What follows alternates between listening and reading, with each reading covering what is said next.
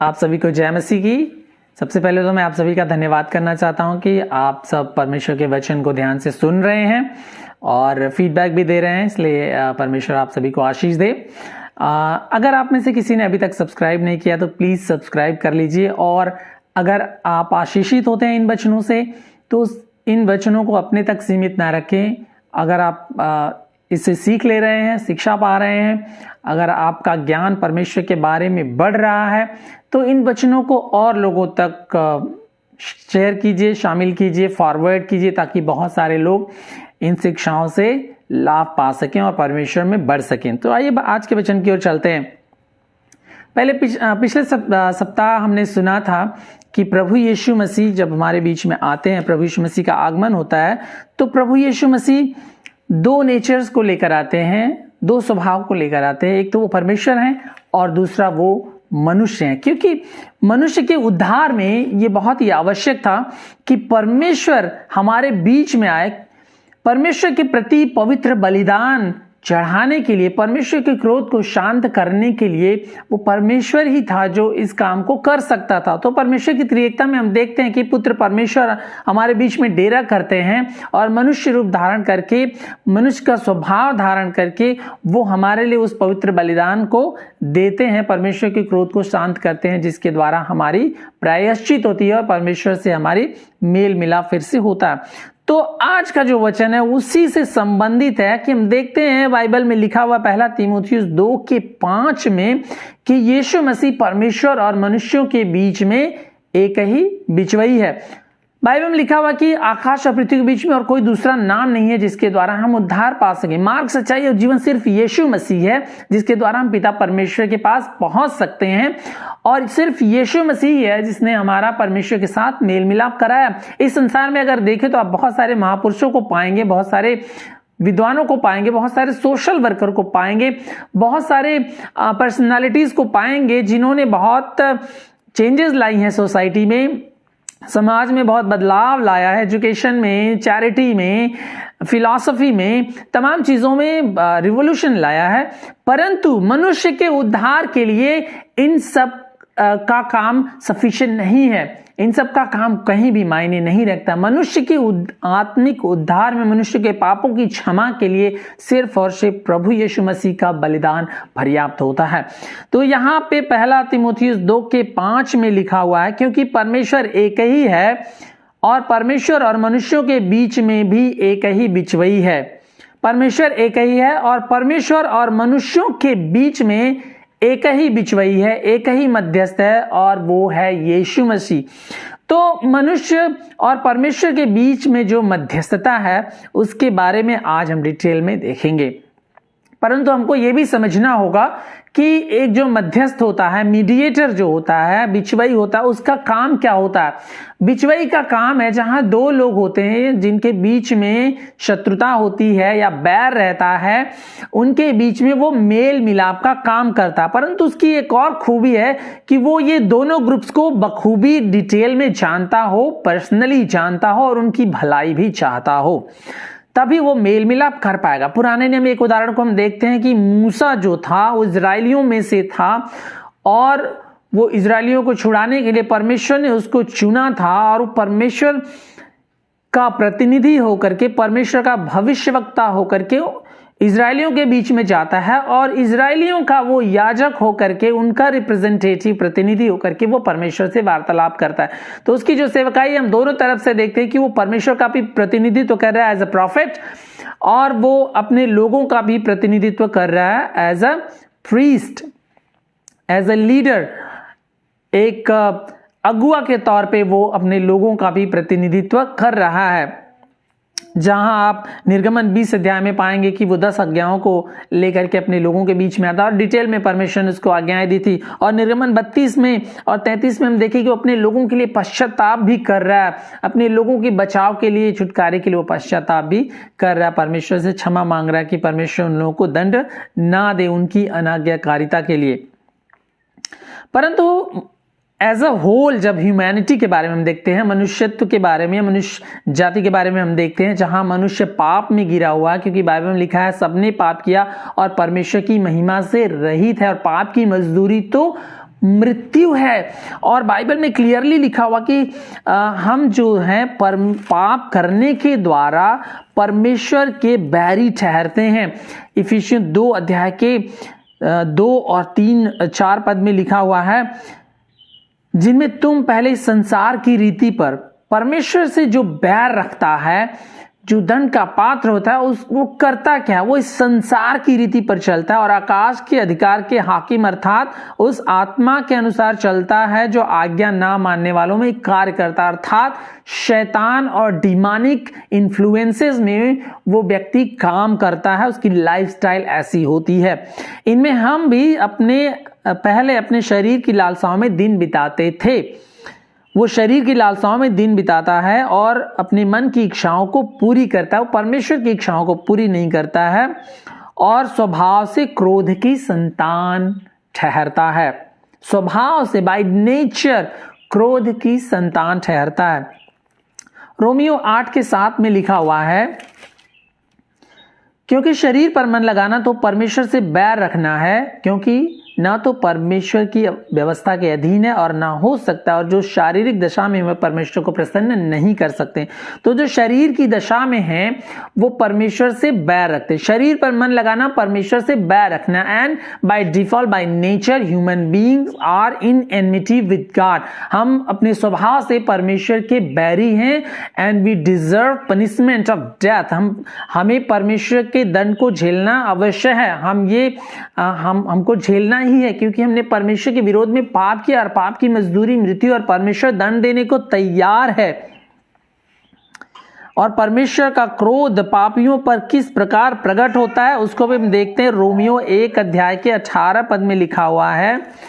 Romeo 1 अध्याय के 18 पद में यहाँ पे हम देखते हैं कि परमेश्वर का क्रोध तो उन लोगों की सब अभक्ति और अधर्म पर स्वर्ग से प्रकट होता है जो सत्य को अधर्म से दबाए रहते हैं।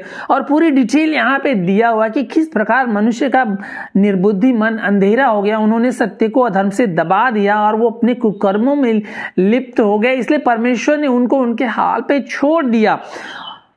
और रोमियो 2 अध्याय के 5 से 9 में भी हम देखते हैं, यहाँ पे लिखा है, पर तू अपनी कठोरता और हठीले मन के कारण उसके क्रोध के दिन के लिए जिसमें परमेश्वर का सच्चा न्याय प्रकट होगा अपने लिए क्रोध कमा रहा है। तो जो मनुष्य कंटिन्यूअसली पाप में बना रहता है वो अपने लिए परमेश्वर का क्रोध कमाता है, इकट्ठा करता है। बहुत सारे लोग सोचते हैं, बहुत सारे लोगों ने अपने जीवन में पाप किया, हर एक व्यक्ति ने पाप किया। कोई व्यक्ति अगर कहता है कि उसने पाप नहीं किया है तो वो परमेश्वर को झूठा ठहराता है, ऐसा बाइबल कहती है। हम जानते हैं कि बहुत सारे लोग अपने आप को धर्मी ठहराने की कोशिश करते हैं, अच्छे कामों को करने के द्वारा, चैरिटेबल कामों को करने के द्वारा, भूखों को खाना खिलाने के द्वारा, एनिमल्स को, जानवरों को खाना खिलाने के द्वारा, तमाम क्रियाकलापों के द्वारा वो सोचते हैं कि हम ये काम कर लें तो हम अच्छे हो जाएंगे, हम धर्मी ठहरेंगे, हमारा पुण्य हो जाएगा और उनका पाप ढक जाएगा। और वो अपने आप से अपने पापों को ढांपने की कोशिश करते हैं और बहुत सारे लोगों ने आज तक अपने पापों को ढांप कर रखा हुआ है। परंतु आपका पाप परमेश्वर से छिपा नहीं है। अगर आपने अपने जीवन में किसी प्रकार का पाप किया, चोरी की है, लुचपन किया, झूठ बोला, व्यभिचार किया है, बहुत सारे जो काम है, अधर्म के काम है, बैर की ईर्ष्या किया, डाह किया है, मतवालापन किया है, ड्रंकनेस में लिप्त हुए, परमेश्वर के विरोध में आपने पाप किया और आप अपने जीवन के लिए क्रोध को आप इकट्ठा करें जिसमें परमेश्वर आपको दंड देगा। लेकिन परमेश्वर से आपका मिलाप कैसे होगा? आपके पापों का प्रायश्चित कैसे होगा? और ये आवश्यक है कि जब हम पाप करते हैं तो हमारे पापों की क्षमा हो, अदरवाइज परमेश्वर का क्रोध जो है वो हम पर आएगा। न्याय के दिन जब परमेश्वर प्रकट होगा तो वो उन सभी को दंड देगा जिन्होंने सत्य को अधर्म से दबा रखा है, जिन्होंने सुसमाचार को अधर्म से दबा रखा है। और बाइबल में लिखा है कि जिन्होंने उसको ग्रहण नहीं किया है, जिन्होंने उसके सुसमाचार को ग्रहण नहीं किया है, उन पर तो परमेश्वर का दंड आ चुका है, उन पर परमेश्वर का क्रोध आ चुका है। इट्स डेफिनेट, उससे कोई बच नहीं सकता है। लेकिन उससे बचने के लिए परमेश्वर से हमारा मेल मिलाप होना जरूरी है। तो ये मेल मिलाप होगा कैसे? ये मेल मिलाप तभी होगा कि जब परमेश्वर के क्रोध को शांत कर लिया जाए, अब्जॉर्ब कर लिया जाए, सोख लिया जाए पूरी तरह से। शांत कर दिया जाए। तो ये परमेश्वर का जो क्रोध है, परमेश्वर का जो दंड है पाप के प्रति, मनुष्य के पाप के प्रति, मनुष्य के अधर्म के प्रति, वो तभी सोखा जाएगा जब परमेश्वर खुद उसका इंतजाम करे। जब यूहन्ना बपतिस्मा देने वाला यीशु मसीह को देखता है तो वो कहता है, देखो ये परमेश्वर का मेमना है जो हमारे पापों को उठा ले जाता है। तो परमेश्वर ने खुद उस मेमने का इंतजाम किया है। उसने अपने इकलौते पुत्र को इस संसार में भेजा अपनी बड़ी दया के अनुसार। देखिए, परमेश्वर न्यायी तो है, परमेश्वर धर्मी है, परंतु वो बहुत दयालु भी है। इसलिए इफिसियों में लिखा हुआ है 2 अध्याय के 5 पद में, 4 पद से लेकर पढ़ते हैं, परंतु परमेश्वर जो दया का धनी है, परमेश्वर क्या है? दया का धनी है। उसने उस बड़े प्रेम के कारण जिससे उसने हमसे प्रेम किया, परमेश्वर जो दया का धनी है और परमेश्वर जिसने हमसे बहुत प्रेम किया, जो बहुत बड़े प्रेम के कारण, यूहन्ना 3:16 में लिखा है कि परमेश्वर ने जगत से ऐसा प्रेम किया, बहुत उसका प्रेम और उसकी दया भी बहुत बड़ी, जितनी बड़ी उसकी जस्टिस है उससे कहीं ज्यादा जो उसकी मर्सी है, उसका प्यार है, जो उसका अनुग्रह है, उसको ढांप लेता है, क्योंकि मर्सी ट्रायम्फ्स ओवर जस्टिस। तो एक क्रोधित परमेश्वर जो है, जो दंड देने के लिए तैयार है पाप को, वो खुद अपनी बड़ी दया और प्रेम के कारण हमारे लिए अपने आप से मेल मिलाप कराने के लिए उपाय करता है। 2 कुरिन्थियों 5 अध्याय के 16 पद से आगे हम पढ़ते हैं। 2 कुरिन्थियों 5 अध्याय के 16 पद से लिखा है, 16 से आगे, इसलिए यदि कोई मसीह यीशु में है तो वो नई सृष्टि है, पुरानी बातें बीत गई, देखो सब नई हो गई हैं। ये सब बातें परमेश्वर की ओर से हैं। सारी बातें जो है परमेश्वर की ओर से हैं। परमेश्वर से हमारे मेल मिलाप में, परमेश्वर से हमारे रिकंसिलिएशन में, परमेश्वर से हमारे जोड़े जाने में, हमारे संबंध में पूरा का पूरा जो कार्य है वो परमेश्वर का इनिशिएटिव है, मनुष्य का इनिशिएटिव नहीं है। बहुत सारे लोग ऐसा कहते हैं, अर्मीनियंस लोग जो हैं ज्यादातर, जो कि कर्मों पर विश्वास करते हैं, वो कहते हैं कि जब तक हम नहीं करेंगे, जब तक हम विश्वास नहीं करेंगे, जब तक हम अपने दिल का दरवाजा नहीं खोलेंगे, तब तक परमेश्वर हमारे जीवन में काम नहीं कर सकता। इवन ऐसे फॉल्स टीचर्स हैं जो कहते हैं कि even God can not override your unbelief. अगर परमेश्वर आपके अविश्वास को ओवरराइड नहीं कर सकता तो परमेश्वर फिर परमेश्वर कैसे होगा? वो ऑलमाइटी कैसे ठहरेगा? इवन परमेश्वर जो है हमारे अनबिलीफ को, हमारे कठोर हृदय को धो करके शुद्ध करता है, सेंटिफाई करता है, और हमारे अंदर जो है मांस का हृदय देता है, नया मन देता है, नया हृदय देता है, ताकि हम उसके सुसमाचार पर, उसके वचन पर, उसके पुत्र पर, उसके कामों पर हम विश्वास कर सके। तो यहां पे क्लियरली लिखा है ये सब बातें जो हैं परमेश्वर की ओर से हैं, हमारी ओर से नहीं है। ऐसा ना हो कि कोई कर्मों के द्वारा घमंड करे। ऐसा होता तो इंसान घमंड करता, फिर हमने विश्वास किया, हमने किया। अगर हम नहीं करते तो कैसे होता? परंतु हमारे उद्धार में, परमेश्वर से हमारे रिकंसिलिएशन में पूरा का पूरा जो हमारे उद्धार का काम है वो परमेश्वर का है। इवन गिविंग फेथ, जो हमारे अंदर विश्वास पैदा होता है, वो भी परमेश्वर का दिया हुआ दान है। क्योंकि जब हम, बाइबल में क्लियरली लिखा, हमने पहले बताया, जब हम पापी ही थे तभी यीशु मसीह हमारे लिए मरा। और जब एक व्यक्ति पापी होता है, परमेश्वर से दूर होता है, परमेश्वर के बैर में होता है, अपने पापों में मरा होता है, तो वो दोबारा अपने आप से उठ करके परमेश्वर के पास नहीं आ सकता। सेम एज जब लाजरस मर गया था तो वो अपने आप से उठकर नहीं चला आया। 4 दिन बाद यीशु मसीह ने उसको जीवन प्रदान किया, तब वो उठ करके चला। ठीक उसी प्रकार से जब एक व्यक्ति अपने पापों में मरा होता है, जब तक परमेश्वर उसको फिर से पुनर्जीवित ना करे, उसको शुद्ध ना करे, तब तक वो परमेश्वर पर विश्वास नहीं करेगा। यहां पे लिखा है कि ये सब बातें परमेश्वर की ओर से हैं, जिसने मसीह के द्वारा अपने साथ हमारा मेल मिलाप कर लिया। परमेश्वर ने यीशु मसीह के द्वारा अपने आप से हमारा मेल मिलाप कर लिया और मेल मिलाप की सेवा हमें सौंप दी है। तो परमेश्वर ने यीशु मसीह के द्वारा हमसे अपना मेल मिलाप कर लिया। रोमियो 5 अध्याय के 5 से 8 में लिखा हुआ है, रोमियो 5 अध्याय के 5 से 8 पद में, क्योंकि जब हम निर्बल ही थे तो मसीह ठीक समय पर भक्तिहीनों के लिए मरा। किसी धर्मी जन के लिए कोई मरे या तो दुर्लभ है, परंतु हो सकता है किसी भली मनुष्य के लिए कोई मरने का साहस भी करे। परंतु परमेश्वर हम पर अपने प्रेम की भलाई इसी रीत से प्रकट करता है कि जब हम पापी ही थे तभी मसीह हमारे लिए मरा। जब हम पापी ही थे तभी मसीह हमारे लिए मरा। और ये परमेश्वर के साथ हमारा मेल मिलाप होता कैसे? सिर्फ यीशु मसीह के मारे जाने से हमारा मेल मिलाप नहीं होता, परंतु परमेश्वर से हमारे मेल मिलाप के लिए एक और बात बहुत आवश्यक है कि जब यीशु मसीह क्रूस पर हमारे लिए उसने जान दी, जब हम उस पर विश्वास करते हैं तो बाइबल के पीनल सब्स्टिट्यूशन जो है, दंड प्रतिस्थापन सिद्धांत के अनुसार, दंड प्रतिस्थापन सिद्धांत का मतलब क्या है कि यीशु मसीह मेरे पापों के लिए मारा गया, तो प्रभु यीशु मसीह ने मेरे पापों को अपने ऊपर उस क्रूस पर उसने हमारे पापों को ले लिया। और जब हम विश्वास करते हैं तो यीशु मसीह की जो धार्मिकता है, जो उसकी राइचसनेस है, उसने हमको दे दी। It's an exchange. तो परमेश्वर जो है अपनी धार्मिकता हमें देता है और हमारे पापों को अपने पुत्र के ऊपर लाद देता है।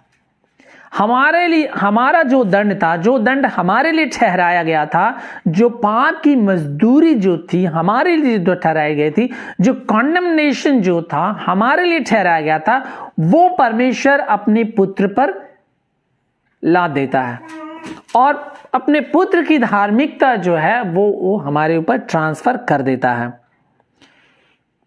इफिसियों 2 के 16 में क्या लिखा हुआ है? इफिसियों 2 का 16 यहां पे लिखा हुआ है, और क्रूस पर प्रभु यीशु मसीह बैर को नाश करके इसके द्वारा दोनों को एक देह बनाकर परमेश्वर से मिलाए। तो क्रूस पर जब प्रभु यीशु मसीह मारे गए तो जो मनुष्य और परमेश्वर के बीच में जो एनमिटी थी, जो बैर था, जो शत्रुता थी, उसको प्रभु यीशु मसीह ने नाश कर दिया। क्या कर दिया? नाश कर दिया। मतलब it's destroyed, there is no more division. अब कोई खाई नहीं है, अब कोई दूरी नहीं है, मंदिर का पर्दा भी हट गया है।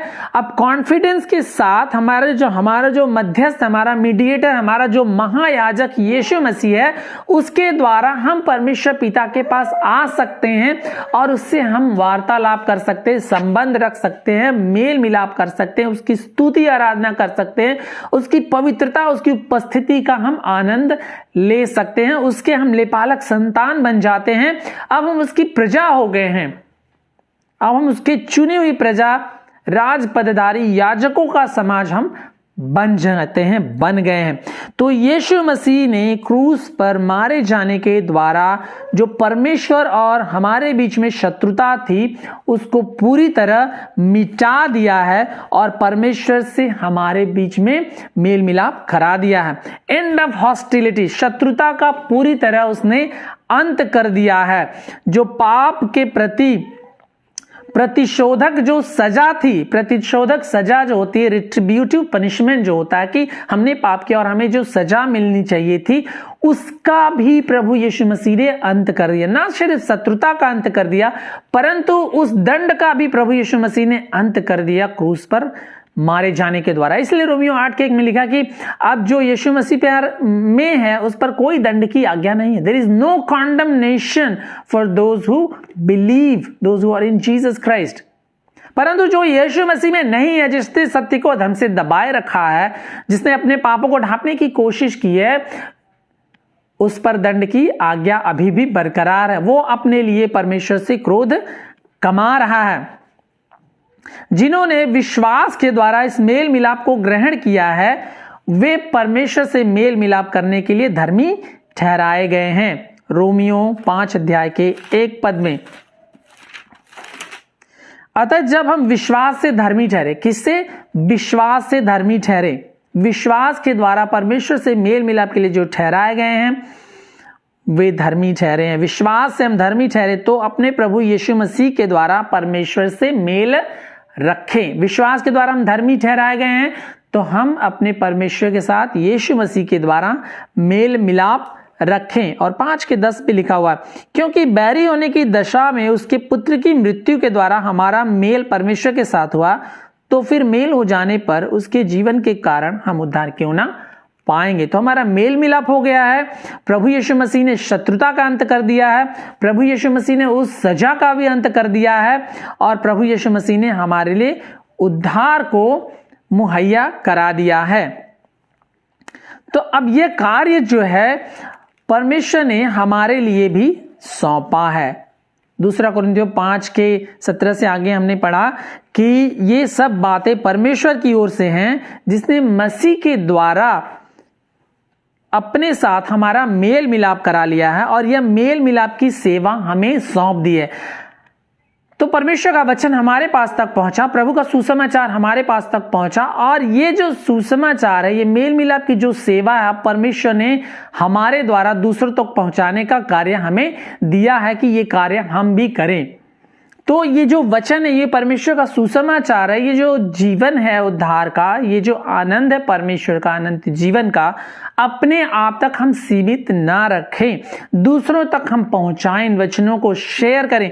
कई लोग कहेंगे अब हम कैसे करें, हम तो जॉब करते हैं, या हम हाउसवाइफ हैं, या हम घर में रहते हैं, या हम बिजनेस करते हैं, हम इंगेज्ड हैं, हम बहुत बिजी रहते हैं, हम कैसे करें, हमने तो कोई ट्रेनिंग नहीं करी है, हम कैसे करें।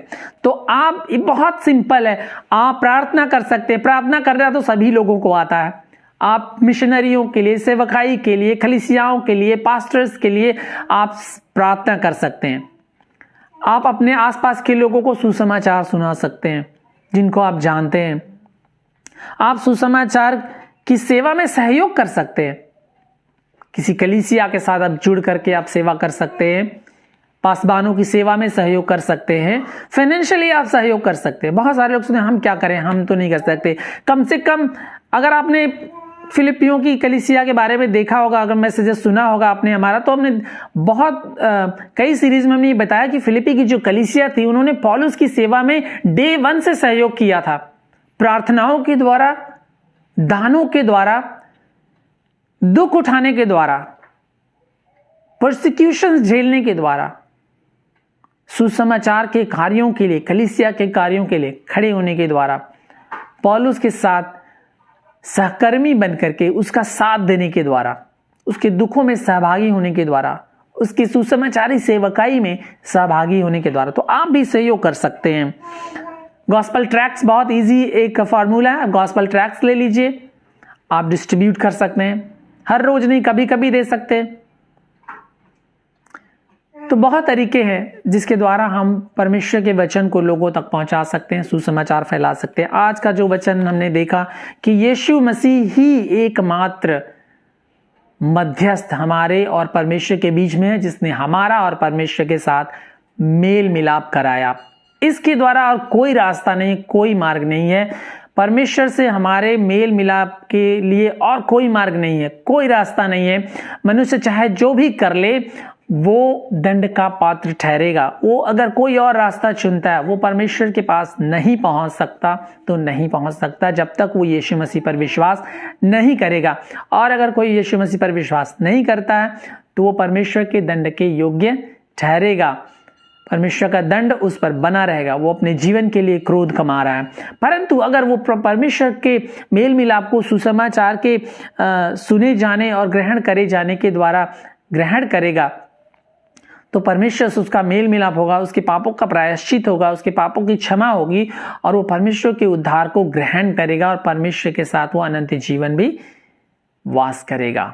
आइए हम प्रार्थना करें। हमारे स्वर्गीय पिता, हम धन्यवाद करते हैं कि प्रभु जी, हम पापी थे तभी प्रभु यीशु मसीह हमारे लिए मरा, और जब हम पापी थे प्रभु आपने अपने इकलौते पुत्र को हमारे लिए भेजा, वो मार्ग तैयार किया, हमारे लिए वो मध्यस्थ तैयार किया, हमारे लिए वो प्रायश्चित का मेमना आपने तैयार किया जो हमारे लिए बलिदान हो, और आपके क्रोध को जो हमारे ऊपर दंड आने वाला था उसको वो शांत करे और ले ले, और उस सजा को, उस दंड को, उस शत्रुता को, वो अंत कर दे और परमेश्वर से हमारा मेल मिलाप करा दे। हम धन्यवाद करते प्रभु, इन वचनों को बहुत सारे लोगों तक पहुंचने के लिए सहायता करें और जो सुनते हैं उनको आशीष दीजिए प्रभु जी, और हमारे विश्वास को और बढ़ाएं पिता परमेश्वर, और सुसमाचारी सेवा में हम आगे बढ़कर एक दूसरे का सहयोग करें, एक दूसरे के लिए प्रार्थना करें प्रभु जी, और इन वचनों को बहुतों तक हम पहुंचाने वाले बन सकें। धन्यवाद देते प्रार्थना सुनने के लिए। प्रार्थना यीशु मसीह के नाम से मांगते हैं, आमीन।